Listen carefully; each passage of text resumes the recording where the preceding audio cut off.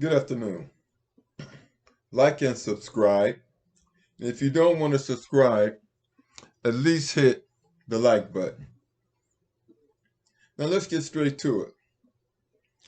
Racism, which is based on white supremacy, is a narcissistic, demonic behavior that makes a person unfit to function in an international community made up of different ethnicities. Does this make sense to you?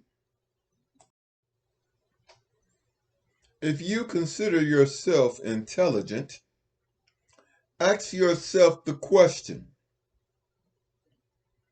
how does an exclusive group of people exist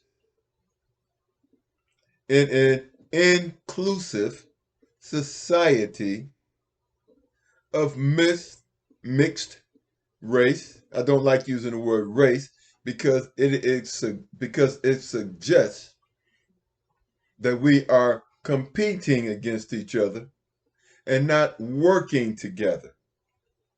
So how can a society that is racing against people, how will they fare in a society that is trying to get along with each other for the benefit of humanity? Ask yourself, can such a society be a part of an inclusive society with an undercurrent of racism in their consciousness? Common sense is not based on a person's test score. Common sense is the ability to separate a lie from the truth. It is to see through a lie. That is common sense. As the world becomes smaller and more inclusive of all humanity, the United States is failing, totally failing, acting like a crazy man. The United States does not know how to talk to people of color. It doesn't fit the white supremacist narrative. In fact, it doesn't fit the narrative of a multicultural society. Example, the United States, instead of trying to negotiate, communicate with African nations, the United States wants to bully those nations into doing what they want them to do. That is not going to happen. That is not going to happen. It's not going to happen. All Africans have to do is leverage their resources against the United States with other countries that know how to communicate, that has waken up to the fact that we live in an international community. The internet has made the world smaller. Communications has made the world smaller. And the ability to communicate is more important than greed. It is more greed, and I mention greed because racism is a concept that is based on greed. And if you don't understand that, then you need to, I can't talk to you. This is for intelligent people. And that's what racism is based on greed. It's trying to keep all the money in a particular family by hook and by crook and by stealing it. I mean, there is no white superiority denies wisdom and intelligence because it denies truth. Truth being knowledge.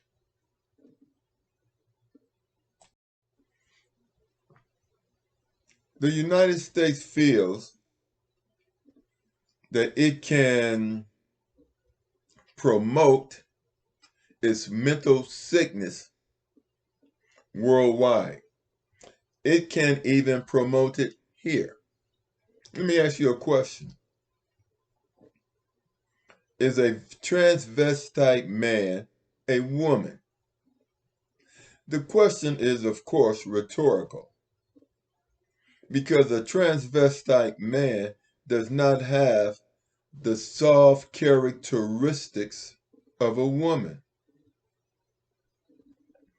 He can't he can't produce a child from his body. He can't do it. He does not have the bone density. He does not have the bone structure or the muscle density of a woman. Therefore, using modus ponens or modus tollens, we realize that a man is not a woman. But common sense dictates this. So why would white supremacists try to force this on the world by force? You can't do that. It's not going to work. It won't work. And minority cultures in the United States should work together in a white supremacist country. All minorities should work together in a white supremacist culture. If not, they also fall victim to the fallacy of white supremacy, which which which I don't understand. Does white supremacy say that white people are more intelligent than people of color? Or does it say we're going to defeat people of color by hook or crook? Or are both definitions the same? Either way, it's a lie. African Americans who are Hebrew Israelites, who are not from Egypt, we are from Kemet, are more intelligent than any group of people on the face of this earth. I mean, look at what we did in the 1920s under the construct of coming out of the construct of slavery and with the monkey on our back called Jim Crow laws and systemic racism, we still achieve more than Caucasians and any other minority in the United States of America. And we did it alone. We didn't need affirmative action. We didn't need welfare. All we needed to do was be left alone. And when we were left alone, we exceeded the white community. So white supremacy, if it is based on intelligence has failed. Because let's go back to 1920s. We had over 140 black banks, which is a lot in the 1920s, and we had Black Wall Street. And during this time, you had the roaring 20s, where everybody was enjoying life in the United States. But that was due to black excellence. When those cities, when the black cities, black town, black banks were destroyed, what did the 1930s, destroyed by the United States government, what did the United States look like? It went into a depression. And that depression was caused by the destruction of the black community upon which the United States was dependent upon. And that's a fact. Understand this. Black people are not superior athletically because we have fast twitch muscles. We are superior athletically because of our minds, our brains. Everything your body does, it does from a signal from your brain. Your muscles are not instinctive. They work from an electrical impulse sent to the muscles. And to be a superior athlete, you have to be superior mentally. When it comes to all sports, knowing the game, knowing how to play the game has nothing to do with fast twitch muscles. It comes from knowing how to play the game mentally. And if you look around, if you look at boxing, for instance, the best coaches are black men, and they are studied by white men. But even as much as they study, they can still not think quick enough or fast enough to outdo black athletes. And that's a fact. And what all these things I'm telling you is common sense. Now, if you don't want to believe in truth, then you should go to another, you should cut the video off, because this is not for you. This video is for intelligent people. It's for intelligent people.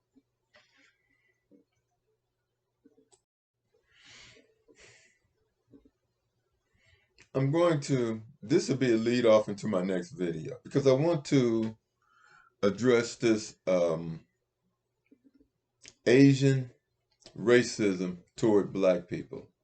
Now, all of a sudden, Asians want affirmative action. But see, affirmative action is something that black people fought for. Black people fought for affirmative action because of what was being done to us. And you were used by a guy named, I think it was Edward Bloom, to undercut affirmative action, which was the product of the civil rights movement. And you piggybacked off of African Americans and took advantage of it. But I want to say this to say that you are drinking the wrong Kool-Aid. You are not smarter than African Americans, Hebrew Israelites, by a long shot. What we did in the 1920s, we didn't do it with affirmative action. We didn't do it with a welfare system. We didn't do it with any help from Caucasians. You are complaining about affirmative action being taken away, although you were used as the catalyst to take it away. But see, black people, Hebrew Israelites, we fooled them. We don't want help from Caucasians. We just want to be left alone. You see,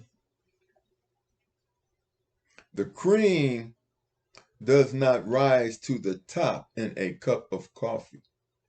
What it does is dilutes the coffee. You see, all we ever needed Caucasians to do is leave us alone. And we will, once we get rid of affirmative action, welfare, and all this other BS, then we will become sharp again. Because all this stuff does is gives us a false sense of security that has never existed. Affirmative action to get into college did not work for it just made us work harder, because our our primary schools, our junior high schools, and our high schools put us at a disadvantage going into any college. It put us at a disadvantage. So we've always had to work harder. So we don't need affirmative action. We just need to be left alone so that we can work, so that we can go back to working hard and get out of this fallacy and recognize the fact that systemic racism exists. That's what we need to do as black people, is recognize what we are up against. And we will rise to the top. We will rise to the top. Once Caucasians stop helping us. Because they've never helped us. They've never helped us. They've always figured out a way to hold us back. And there's a saying, you give a man a fish, he eats for a day. You teach him to fish, and he can eat for a lifetime. You see, we never asked for fish. We knew how to fish. We just needed to be left alone. And the only thing Caucasians did to us was take our fishing poles. And I'm going to tell you this. 13%. Go back and look at the inventions of Black American Hebrew Israelites. Go back and look at our inventions. We give this country its swag. America is known for technology, music, and athletics. And who leads America in athletics, music, and technology? Black people do. The only thing Caucasians lead the world in is colonization and racism. This is the foundation of white supremacy, holding other people back to get ahead. And they brought Asians and other minorities into this country to hold black people back. They needed that buffer to hold us back, because they knew that without other minorities to hold us back, we would exceed them, as we have exceeded them before, and we will do again. With that, if you don't want to subscribe, then hit the like button so I can get my message out. With that, God bless, and have a great life.